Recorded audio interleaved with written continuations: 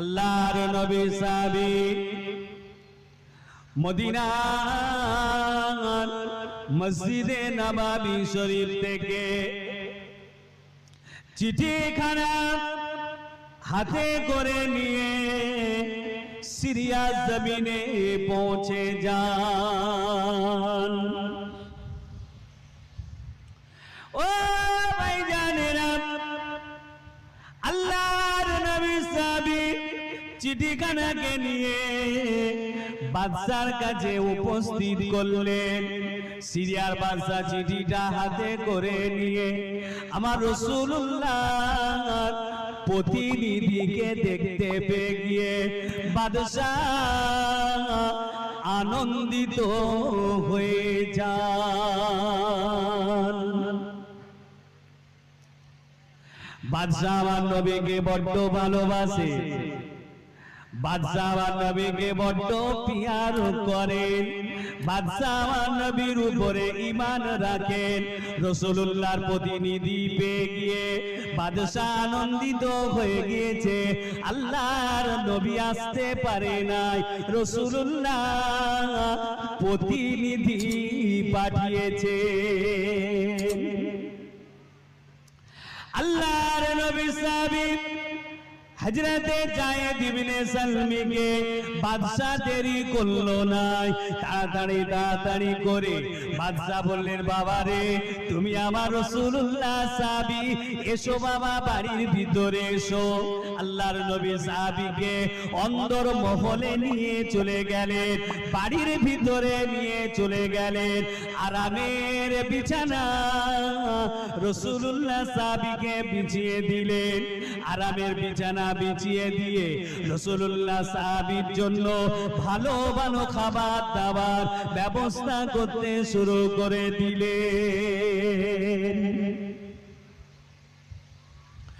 ও ভাইজানেরা, আল্লাহর নবী বলেছিলেন, ও বাবা সাহাবী রে, বাবা রে বাবা, আমি রাসূলুল্লাহ তোমাকে বলছি, বাদশার মেয়েটাকে দেখতে খুব সুন্দর।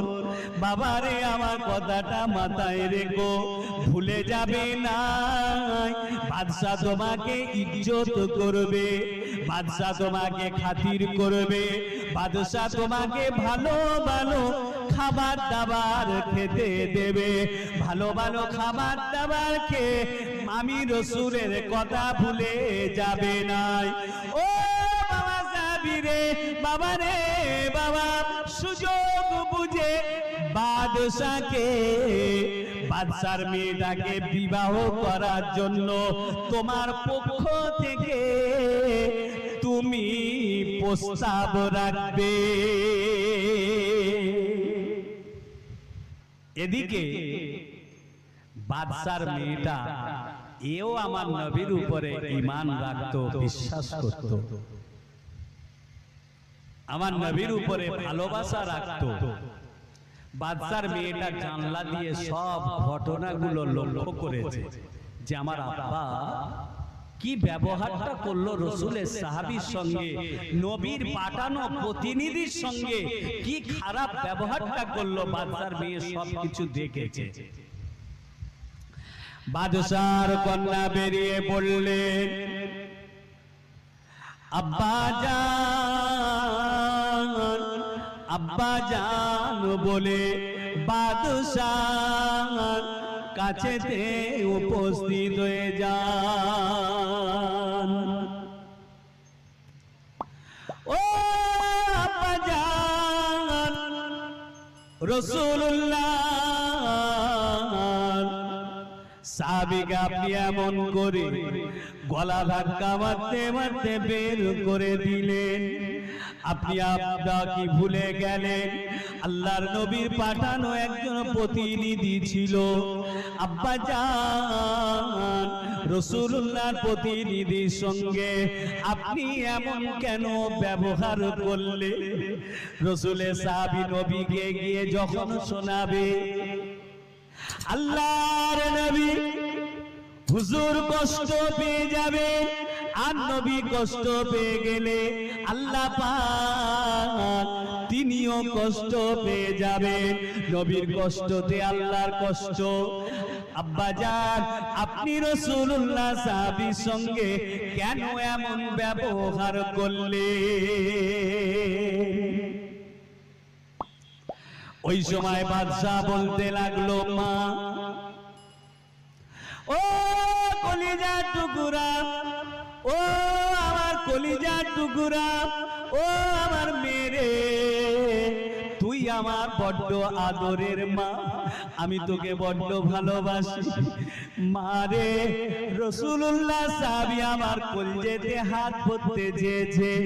রাসূলুল্লাহ সাহাবী বলতে লাগলো, তোকে সে বিয়ে করবে, আমার সহ্য হলো না। আমার জামাই বাবু এরকম হবে, আমার জামাই হবে অতি সুন্দর, অতি সুশ্রী। মা, আমি ওই ছেলেকে জামাই করতে পারবো না, এর জন্য আমি তাকে দূর করে তাড়িয়ে দিয়েছি। মা, এই কথা বলার সঙ্গে সঙ্গে বাদশার কন্যা বাদশাকে বলতে লাগলেন, আব্বা, আপনি কি কাজ করে ফেললেন? আব্বা জান, আল্লাহর নবী যদি জানতে পেরে যায়, আল্লাহ পাক আমাদের উপরে নারাজ হয়ে যাবেন। ও আব্বা, আল্লাহর নবীকে খুশি করার জন্য, রাসূলুল্লাহর ভালোবাসা পাওয়ার জন্য, আল্লাহর নবীকে খুশি করার জন্য আমি আপনার সুন্দরী যুবতী মেয়েটা ওই নবীর সাহাবীটাকে বিবাহ করতে চাই। জোরে বলে, সবাই মিলে বলো, আল্লাহ আল্লাহ রাসূলের জন্য, আল্লাহ আল্লাহ রাসূলকে খুশি করার জন্য। আছি আমরা কেউ? আমরা পারি বিসর্জন দিতে, আমরা পারি ত্যাগ স্বীকার করতে, দ্বীনের জন্য, ইসলামের জন্য, আল্লাহ আল্লাহ রাসূলের জন্য। আহারে, মসজিদের সামনে কত ঝামেলা হচ্ছে। ইমাম সাহেব বারে বারে দোহাই দিয়ে বলছেন, আল্লাহ দোহাই, ইসলামের খাতিরে আপনারা চুপ করে যান, চুপ করে যান। আপনাদের কষ্ট হচ্ছে না তো ভাই? কি গো, হয়নি তো? তাহলে একবার আমি চাইবো আমাদের নবীর উপরে দিল খুলে, মন খুলে, এতগুলো মানুষ বসেছেন, শুরুতে ছিল না কেউ, আমিও খুব খুশি হয়েছি, মন খুলে, দিল খুলে আমার নবীর উপরে সকলে একবার দরুদ শরীফ, আল্লাহুম্মা রহমতে আলাম নবী নূরে মুজাসসাম, সাহাবীরা তোর বানায় ওই নবীজির ঘাম, বলো সাহাবীরা তোর বানায় ওই নবীজির ঘাম। যেন যেন মানো কেমন আমার নবীজি, যাহার পাগল চন্দ্র সূর্য তারকারাজি। বাবা আরো শুনবে কি সুন্দর কাহিনী, আরো শুনবে কি সুন্দর কাহিনী। জান্নাতেরই রুমে রুমে লেখা নবীর নাম। জোরে বলে, প্রত্যেক জান্নাতের দরজায় লেখা আছে লা ইলাহা ইল্লাল্লাহু মুহাম্মাদুর রাসূলুল্লাহ। প্রত্যেক জান্নাতের দরজায় আমার রাসূলের নাম লেখা আছে। আরো শুনবে কি সুন্দর কাহিনী, জান্নাতেরই রুমে রুমে লেখা নবীর নাম। রহমতে আলাম নবী নূরে মুজাসসাম, সাহাবীরা তোর বানায় ওই নবীজির ঘাম। আল্লাহুম্মা উসনে হান্নানায় খেজুর গাছের নাম, যাকে ধরে খুতবা দিতেন রাসূলে আকরাম। উস্তুনে হান্নানা এক খেজুর গাছের নাম, যাকে ধরে খোদবা দিতে রসুল আকরাম বাবা নবীর বিরহে গাছটি কাঁদিতে থাকে, নবীর বিরহে গাছ কাঁদিতে থাকে। হতভাগ হলো যত সাহাবায়ে কেরাম, রহমতে আলাম নবী নূরে মুজাসসাম, সাহাবীরা আতর বানায় ওই নবীজির ঘাম। আল্লাহুম্মা সাল্লি আলা আল্লাহর নবী সাহাবী হযরত উতবা ইবনে ফারকান মদিনার স্ত্রীদের বাড়ি থেকে হুজুর আমার দেরি করলো না,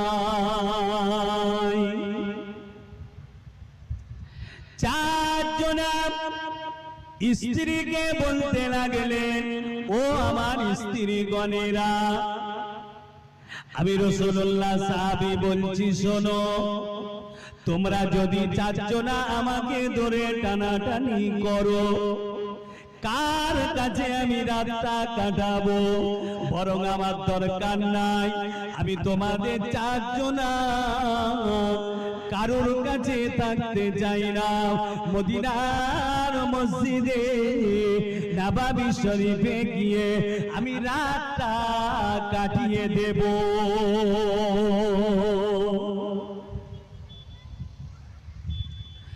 ও ভাইজানেরা, মদিনার মসজিদে নববী আমার রাসূলুল্লাহর মাজার মুকদ্দাস যে জায়গাটাতে রয়েছে, আমার রাসূলুল্লাহর মাজারের পার্শ্ববর্তী 1.5 ফুট উঁচু একটা জায়গা আছে।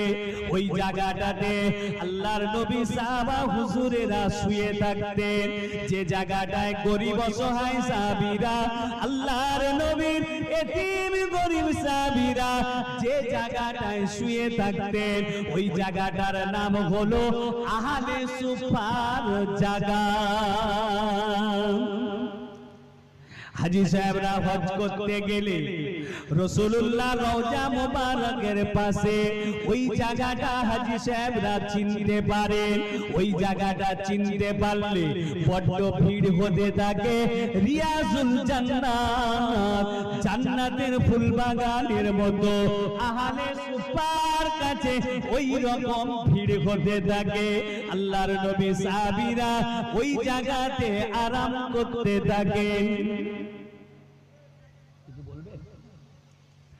আল্লাহর নবী সাহাবী উতবা ইবনে ফারকান চারজনা স্ত্রীর কাছ থেকে মদিনার মসজিদে নববী আহলে সুফায় চলে আসলেন।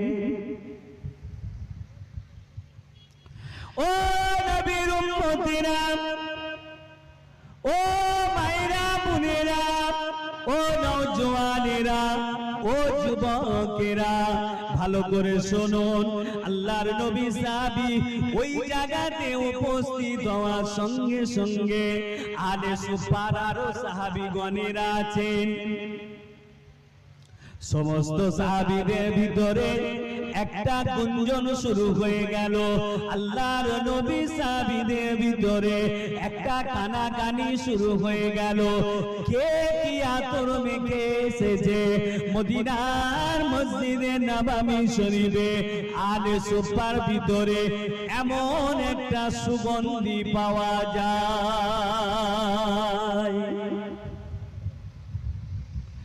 ও নবী সাহাবীরা, কে কি আতর মেখেছেন? কে কি আতর মেখেছেন? কার কাছ থেকে এমন সুগন্ধি বের হয়? আল্লাহর নবী সাহাবীরা একজন অপরজনকে জিজ্ঞাসা করতে লাগলো, আর একজন আরেকজনকে জিজ্ঞাসা করতে লাগলে, এই রকম জিজ্ঞাসা করতে করতে রাসূলুল্লাহ সাহাবীরা বলতে লাগলো, না না, আতর আমরা কেউ মাখি নাই। তাহলে খুশবু করতে আসছে, সব সাহাবীকে জিজ্ঞাসা করছেন, ভাই আপনি মেখেছেন আতর? ভাই আপনি মেখেছেন? আপনি মেখেছেন? সব সাহাবী বলছে না, মাখি না। একজন মাত্র বাকি, ওই সাহাবীটার নাম হলো উতবা ইবনে ফারকাত। রাসূলুল্লাহ সাহাবীরা উতবা ইবনে ফারকাতকে ধরলেন, এই ভাই উতবা, তাহলে কি সুগন্ধিটা, খুশবুটা আপনার কাছ থেকে বের হচ্ছে? সবাই তো জানা হয়ে গেল, তাহলে আপনি বলুন আপনার কাছ থেকে কি বের হচ্ছে? বলার সঙ্গে সঙ্গে উতবা ইবনে ফারকাত, হাদিস শরীফটা ঠিক এই রকম, উতবা ইবনে ফারকাত সঙ্গে সঙ্গে কান্নাকাটি শুরু করে দিয়েছে। রাসূলের সাহাবীরা চমকে গেলেন, কি ব্যাপার? আরে ভাই, তোমাকে কি এমন কথা আমরা বললাম যার জন্য তুমি কাঁদছো? আতরটা কি তুমি মেখেছো? খুশবুটা কি তোমার কাছ থেকে বের হচ্ছে? এটাই তো তোমাকে জিজ্ঞাসা করলাম, ভাই কি এমন অন্যায় করলাম, তুমি কাঁদছো কেন? উতবা ইবনে ফারকাত কাঁদতে কাঁদতে আল্লাহর নবী সাহাবীদিগকে বলতে লাগলেন, ও নবী সাহাবীরা, ভাইরা ভাইরা, আমার শরীর থেকে খুশবুটা বের হচ্ছে, আপনারা ঠিক বুঝতে পেরেছেন, এই খুশবুটা আমার শরীর থেকে বের হয়। তবে আমি কাঁদছি কেন আপনারা জানেন না? ও আমার সাথী ভাইরা, ও আমার নবীর সাহাবীগণেরা, আমি উতবা কেন কাঁদছি তোমরা জানো না? আমার কাঁদার কারণ হলো, ছোটবেলায় আমার শরীরে কঠিন একটা রোগ হয়েছিল। আমার শরীরে একটা কঠিন রোগ হয়েছিল। আমার আম্মা জান, জননী মা আমাকে অনেক ডাক্তার দেখিয়েছে, আমাকে অনেক হাকিম কবিরাজ দেখিয়েছে, আমার রোগটা ভালো হয় না।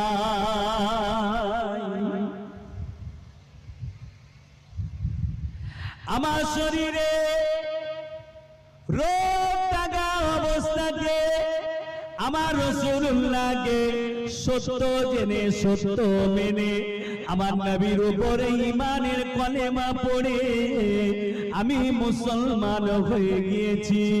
ও নবী সাহাবীরা, নবী ছাড়া আমার আর কেউ নাই। একদিনের ঘটনার কথা তোমাদের বলি। আমাকে তোমরা জিজ্ঞাসা করলে আমার শরীর থেকে খুশবু বের হচ্ছে কিনা, আমি কিসের জন্য কাঁদছিলাম, আমি একটু তোমাদেরকে বলি শোনো। আল্লাহর নবী সাহাবী বলতে লাগলেন, ভাইরা, আমার শরীর থেকে খুশবুটা বের হওয়ার কারণ হলো আমার রাসূলুল্লাহ, তিনি আমার রোগের কথাটা জানবেন।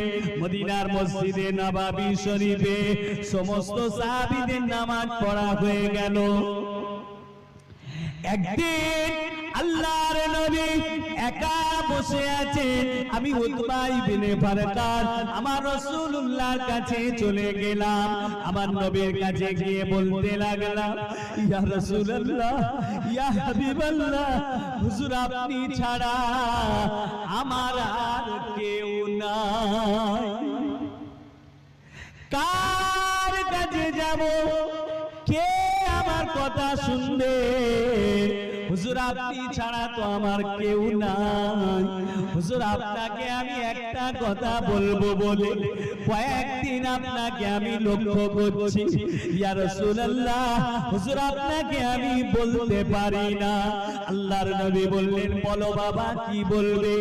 উতবা ইবনে ফারকাত বললেন ইয়া রাসূলুল্লাহ হুজুর আমার শরীরে একটা কঠিন রোগ হয়েছে,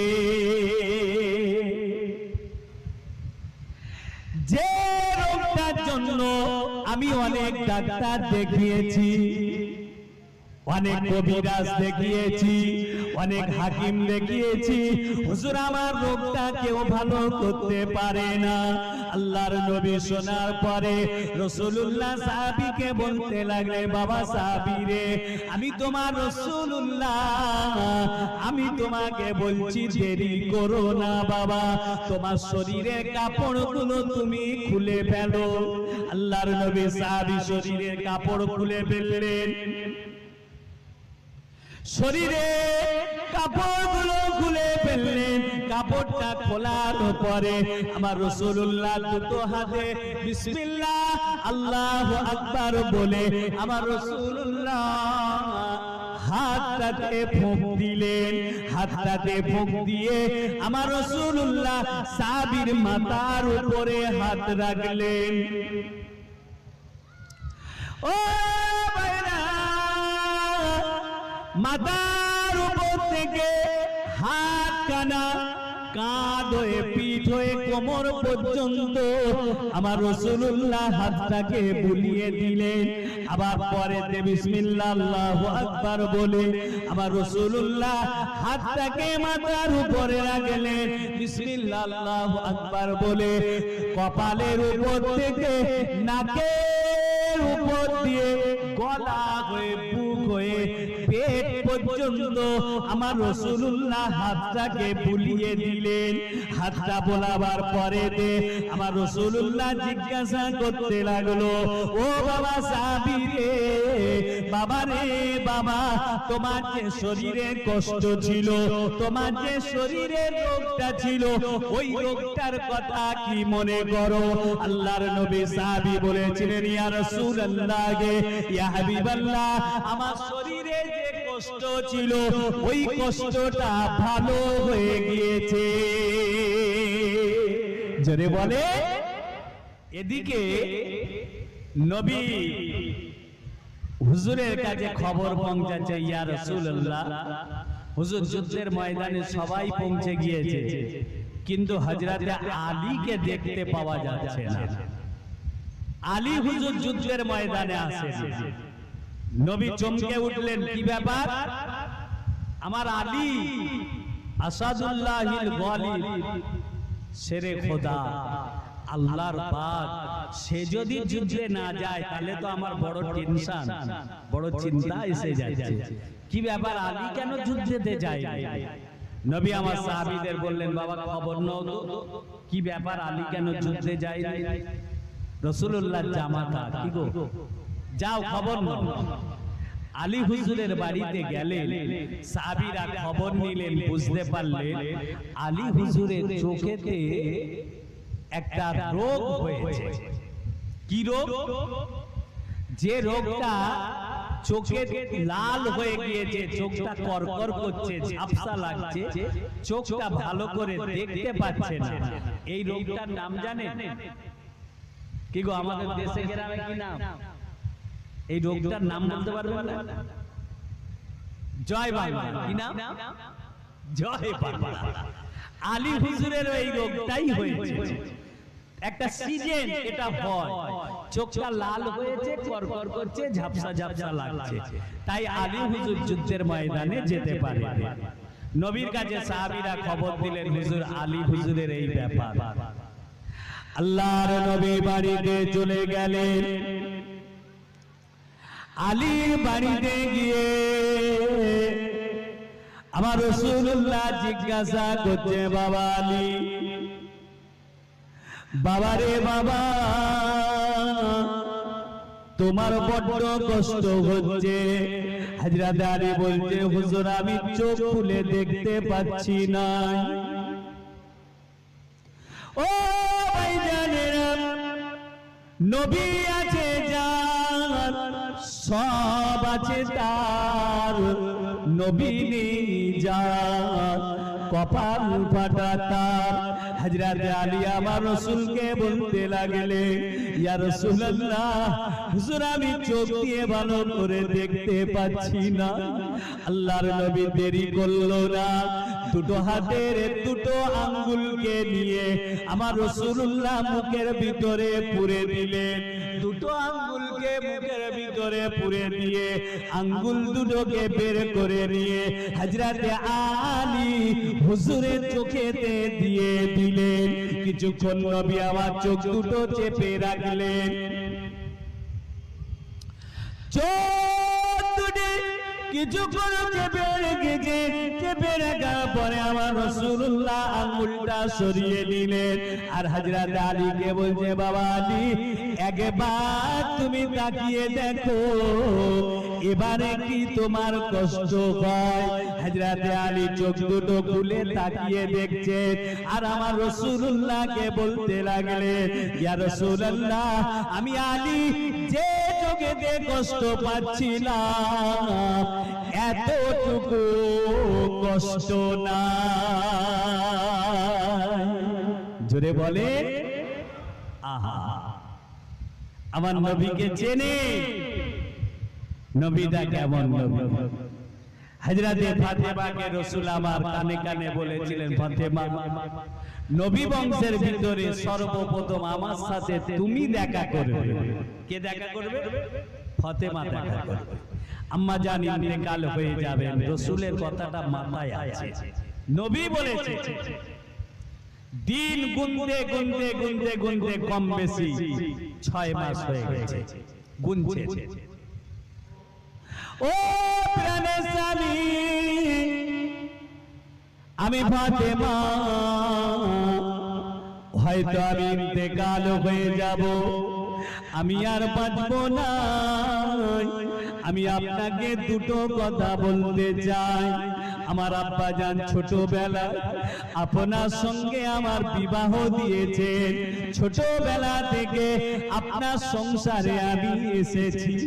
আমার চলাফেরা, কথাবার্তা, ওঠা ব্যথা, যদি কিছু আপনি কষ্ট পান, আমি ফাতেমা বলছি, আল্লাহর হস্তে আমাকে মাফ করে দেবে। হযরত আলী ঝরঝর করে কাঁদতে লাগলো। ও সোনার ফাতেমা, ফাতেমা, এ কথা বলতে নাই, আমি তোমার উপযুক্ত ছিলাম না, আমি তোমার উপযুক্ত পাত্র ছিলাম না ফাতেমা। ফাতেমা, তোমার আব্বা জান আমার হাতে তোমাকে তুলে দিয়েছে। ফাতেমা, এমনও দিন গিয়েছে 6 দিন পর্যন্ত আমি তোমার চুলোর উপরে হাঁড়ি তুলতে পারি না। আমার রোজগার কম ছিল, আমি ভালো করে রোজগার করতে পারিনি, আমার ঘর বাড়ি বলতে কিছুই ছিল না।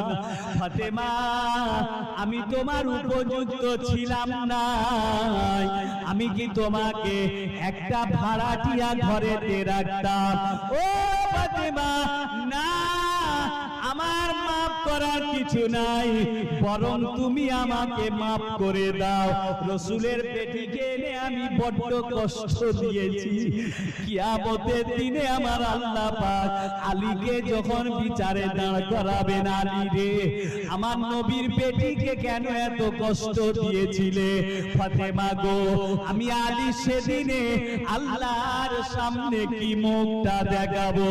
আমি আলী তোমার কাছে মাফি চাইছি। ফাতেমা, তুমি আগে আমাকে মাফ করে দাও। ও ভাইজানেরা, ফাতেমা সারা রাত ধরে ইমাম হাসান হুসাইনের কাপড় চোপড় গুলো গুছাচ্ছে। হযরত আলী হুজুরের কাপড় চোপড় গুছিয়ে গুছিয়ে রাখছে। আর ফজরের আজান হয়ে গেল। মদিনার মসজিদে নববী শরীফে হযরত আলী নামাজ পড়তে চলে গেলেন। নামাজটা পড়ে এসে দেখছেন কিনা আম্মা জান ফাতেমা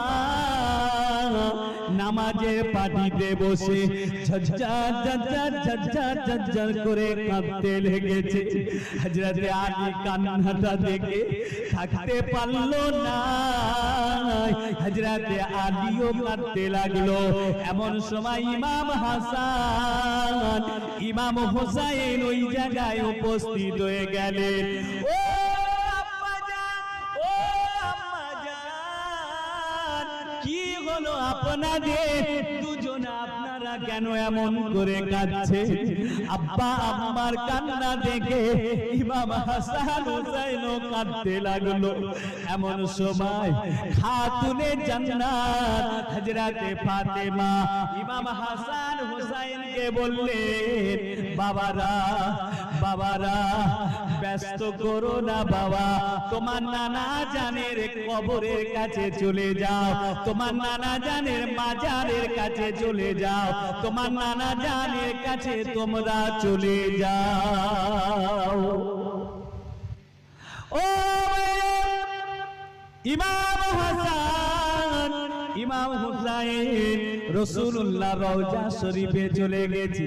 আল্লাহর নবী দুজনকে লক্ষ্য করে বললেন, মদিনার মসজিদে নববী শরীফ থেকে ইমাম হাসানকে ডাক দিলেন, ও নানা ভাই, আজকে কেন তোমরা আমার কাছে এসেছো?